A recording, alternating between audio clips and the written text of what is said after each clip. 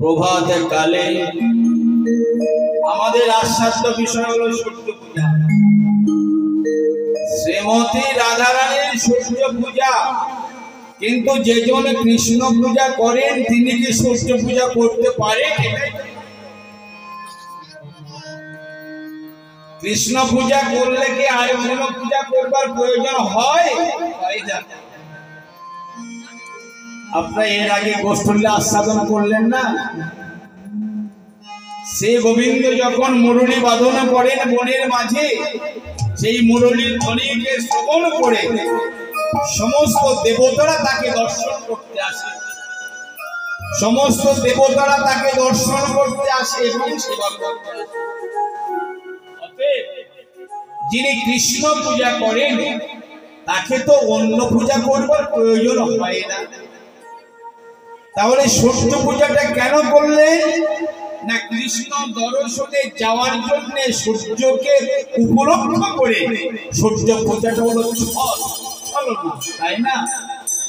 শ্রীকৃষ্ণ দর্শনে যাওয়ার জন্য একটা রাস্তা তৈরি করলেন, একটা পথ, এটাই হলো।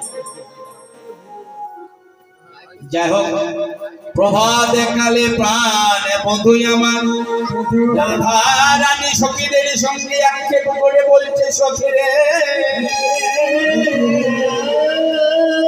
প্রভাত কালে প্রাণ বন্ধু আমার নেচে নেচে সখাদের সঙ্গে করে গোচারণে গেল। এই প্রকার রবির তাপে চঞ্চল ধেনু বৎস দিয়ে গোচারণ করছে।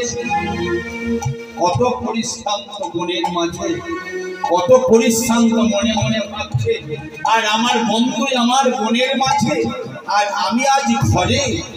তাই মনে মনে ভাবছে যে আমার বন্ধু রইল মাঠে, আমার বন্ধু রইল মাঠে, বন্ধু রইল মাঠে, আর আমি রইলাম ঘাটে,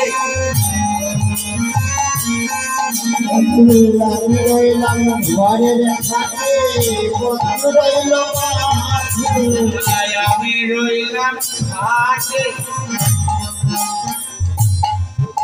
রাধারানী মনে মনে ভাবছে, পোখা রবির তাপে আমার বন্ধু বনের মাঝে কত পরিশ্রান্ত, তো বন্ধু রইল মাঠে আর আমি রইলাম ঘাটে। আমার বন্ধু রইল মাঠে আর আমি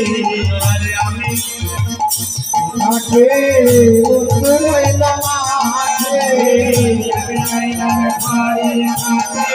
তুই উচিত নয় বটে, আমার বন্ধু রইল মাঠে,